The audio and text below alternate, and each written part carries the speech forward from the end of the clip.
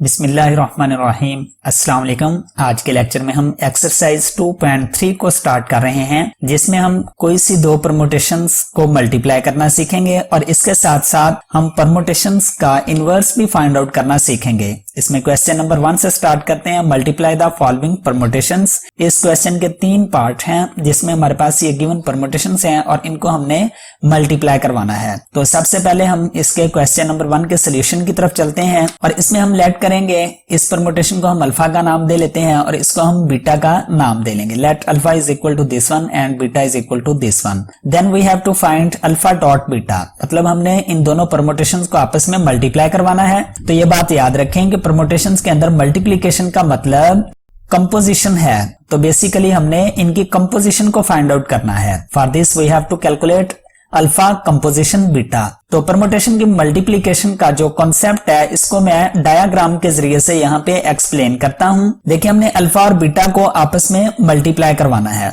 तो इसके लिए हम क्या करेंगे, अल्फा जो परमुटेशन है ये सेट x से x के ऊपर ही होगी और इसमें देखें 1 किसको कम्यूट कर रहा है, 2 को। तो इसलिए 1 2 को और 2 किसको मैप कर रहा है, 3 को, और 3 5 को, 4 4 को और 5 1 को मैप कर रहा है। और बीटा जो है ये भी x से x के ऊपर ही एक परमुटेशन है और इसमें 1 3 को मैप कर रहा है और 2 1 को मैप कर रहा है, 3 4 को मैप कर रहा है, 4 2 को मैप कर रहा है और 5 5 को ही मैप कर रहा है। अब जब हम इसकी कंपोजिशन निकालेंगे अल्फा कंपोजिशन बीटा, तो इसका मतलब हमने ऐसी परमुटेशन निकालनी है जो इस सेट x से इस सेट x के ऊपर मैप करेगी। और इसकी कंपोजिशन में आप देखें 1 किसको मैप कर रहा है जी, 2 को, और 2 किसको मैप कर रहा है, 1 को। तो मतलब कंपोजिशन में फिर 1 1 को मैप करेगा, 1 1 को मैप कर रहा है। इसी तरह से 2 किसको मैप कर रहा है, यहाँ पे 3 को, और 3 किसको मैप कर रहा है, 4 को। तो ये देखें 2 4 को मैप कर रहा है। इसी तरह से 3 5 को और 5 5 को, तो यहाँ भी हमने लिखा 3 5 को मैप कर रहा है। इसी तरह से 4 4 को मैप कर रहा है और 4 2 को, तो यहाँ भी हमने 4 2 को लिखा है। इसी तरह से 5 1 को और 1 किसको मैप कर रहा था, 3 को, तो यहाँ भी हमने 5 मैप कर रहा है 3 को। तो मतलब ये अल्फा कंपोजिशन बीटा ये एक्चुअल में अल्फा डॉट बीटा ही है।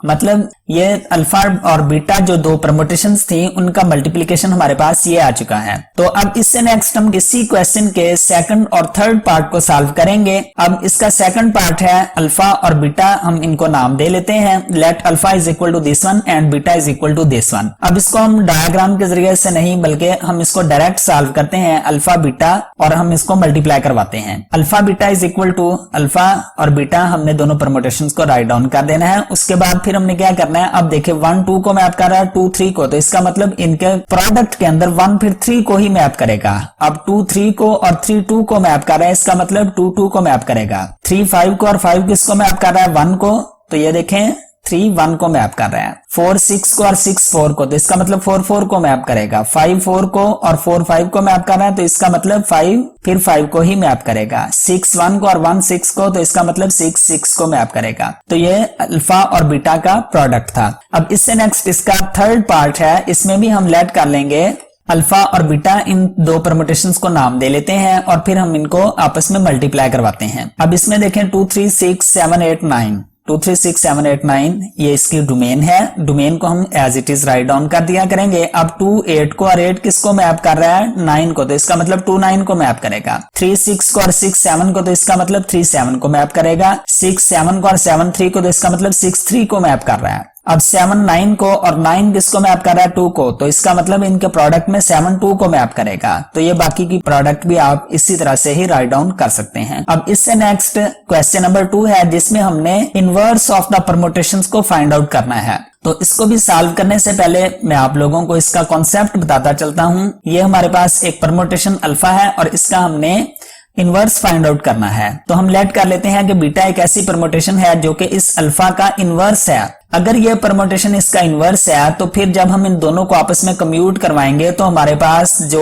इनका प्रोडक्ट आएगा वो एक आइडेंटिटी परमुटेशन आनी चाहिए। अब आइडेंटिटी परमुटेशन में क्या आता है, 1 1 को मैप करेगा, 2 2 को, 3 3 को और 4 4 को ही मैप करेगा। अब हम इन दोनों परमुटेशंस को आपस में मल्टीप्लाई करवाते हैं। मल्टीप्लाई करवाने के लिए हम डोमेन को as it is write down कर देते हैं, 1 2 3 4। अब 1 1 को मैप कर रहा है और 1 p को, तो इसका मतलब यहाँ p लिखेंगे। 2 3 को और 3 r को, तो इसका मतलब यहाँ पे हम r लिखेंगे। 3 4 को और 4 s को, तो इसका मतलब यहाँ पे हम एस लिखेंगे, फॉर 2 को, और 2 किसको मैप कर रहा है, क्यू को, इसका मतलब यहाँ पे हम क्यू लिखेंगे। अब ये दोनों परमुटेशंस आपस में इक्वल हैं और इनकी डोमेन भी इक्वल है, तो फिर इसका मतलब ये जो इनके इमेजेस बन रहे हैं ये भी आपस में इक्वल होंगे। जब ये इक्वल होंगे तो यहाँ से P की वैल्यू हमारे पास 1 आएगी, R is equal to 2, S की वैल्यू 3 और Q की वैल्यू क्या आएगी 4। यही वैल्यूज जब हम इस बीटा परमुटेशन के अंदर, जिसको हमने लेट किया था कि ये इनवर्स है गिवन परमुटेशन का, तो इसका मतलब फिर बीटा की वैल्यू क्या आ जाएगी, यहाँ पे हमने अब वैल्यूज रख देनी है। 1 1 को मैप करेगा, 2 Q की जगह पे हम क्या रखेंगे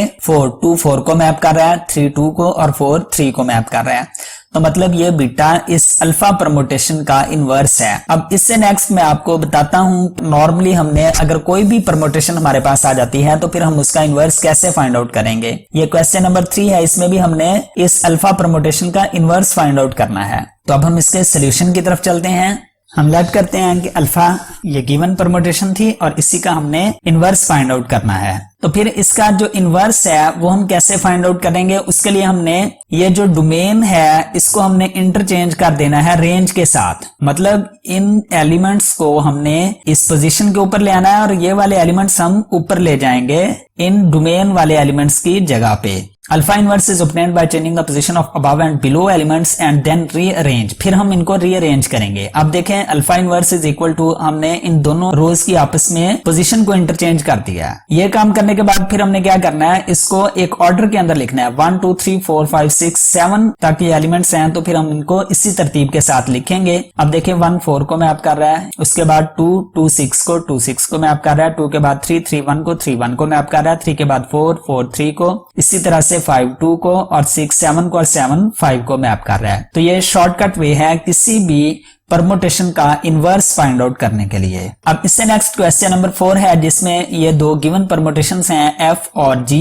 तो फिर हमने ये वाले रिजल्ट प्रूव करने हैं कि F composition G is equal to this one, F square composition G is equal to this and F cube composition of G is equal to this one। और इससे पहले आप लोगों को मैं बता चुका हूं कि composition का मतलब बेसिकली प्रोडक्ट ही है। इसका मतलब हमने इन दोनों परमुटेशंस को आपस में मल्टीप्लाई करवाना है और इसका मतलब पहले हम F परमुटेशन को F के साथ मल्टीप्लाई करवाएंगे, फिर हमने G के साथ मल्टीप्लाई करवाना है, फिर जो F स्क्वायर आंसर आएगा उसको हम F के साथ मल्टीप्लाई करवा के फिर हम G के साथ मल्टीप्लाई करवाएंगे और ये रिजल्ट हमने प्रूव करने हैं और साथ में हमने ये वाला रिजल्ट भी प्रूव करना है। तो अब हम इसके सोल्यूशन की तरफ चलते हैं। इसके फर्स्ट पार्ट को हम कंसीडर कर रहे हैं, F composition G is equal to this one. मतलब हमने ये F परमुटेशंस को राइट डाउन कर देना है, G परमुटेशन को राइट डाउन कर दिया। उसके बाद मल्टीप्लिकेशन में क्या होता है, ये फर्स्ट वाली जो रो है जो कि डोमेन वैल्यूज होती हैं उसको हम as it is write down करते हैं 1 2 3 4। ये लिखने के बाद फिर देखें 1 2 को और 2 किसको मैप कर रहा है 1 को, इसका मतलब 1 1 को मैप करेगा, 2 3 को और 3 4 को, तो इसका मतलब 2 4 को मैप करेगा। अब 3 4 को और 4 किसको मैप कर रहा है 3 को, इसका मतलब 3 3 को मैप करेगा। 4 1 को और 1 किसको मैप कर रहा है 2 को, इसका मतलब 4 2 को मैप करेगा। और यही वो परमुटेशन थी जो हमने फाइंड आउट करनी थी। देखें 1 4 3 2 1 4 3 2,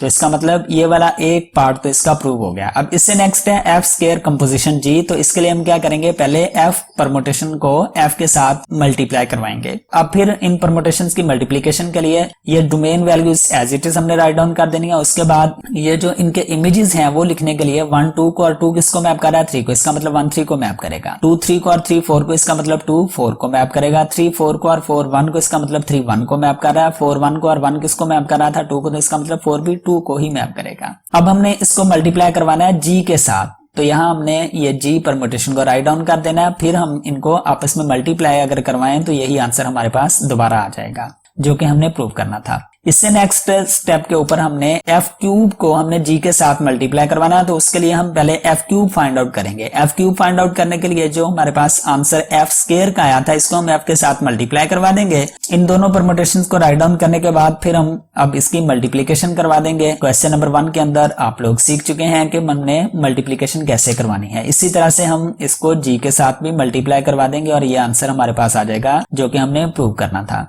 अब इससे नेक्स्ट हमने ये वाला रिजल्ट प्रूव करना है कि F की power 4 is equal to G square, F composition of G का स्क्वायर। तो इसको अब मैं आपको मजीद एक्सप्लेन कर देता हूं। यहाँ पर अगर हम देखें तो F स्क्वायर परमुटेशन हमने निकाल ली थी, तो अब अगर F स्क्वायर को स्क्वायर के साथ मल्टीप्लाई करवाएं तो हमारे पास आंसर F4 ही आएगा। तो अब यहाँ पे F स्क्वायर को हमने 2 टाइम्स राइट डाउन कर दिया। अब फिर जब हम इनको मल्टीप्लाई करवाएंगे तो डोमेन वैल्यूज इनकी एज इट इज आ जाती हैं। और ये इमेजेस लिखने के लिए हम क्या करते हैं, 1 3 को मैप कर रहा है, 3 1 को, तो इसका मतलब 1 1 को मैप करेगा। 2 4 को और 4 2 को, इसका मतलब 2 2 को मैप कर रहा है। 3 1 को और 1 किसको मैप कर रहा है, 3 को, इसका मतलब 3 3 को। मतलब ये वाली जो परमुटेशन बन रही है ये आइडेंटिटी परमुटेशन है। अब इससे नेक्स्ट हमने जी स्क्वायर की वैल्यू फाइंड आउट करनी है। तो इसके लिए हम क्या करेंगे, जी परमुटेशन को इटसेल्फ के साथ जब मल्टीप्लाई करवाएंगे तो ये domain values as it is आ जाएंगे। इनके इमेजेस लिखने के लिए 1 2 को और 2 1 को, इसका मतलब 1 1 को मैप करेगा। 2 1 को और 1 2 को, तो 2 2 को। इसी तरह से 3 3 को और 4 4 को मैप कर रहा है। इसको हमने इक्वेशन नंबर 2 का नाम दे दिया। अब इससे नेक्स्ट स्टेप के ऊपर हमने एफ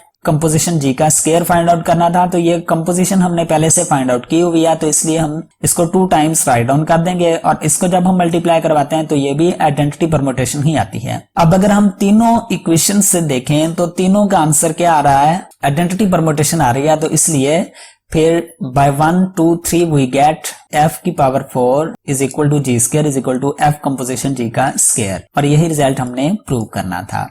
इसके साथ ही हमारा आज का लेक्चर खत्म हुआ। अब नेक्स्ट लेक्चर के अंदर हम क्वेश्चन नंबर 5 से स्टार्ट करेंगे। Thank you, Allah Hafiz.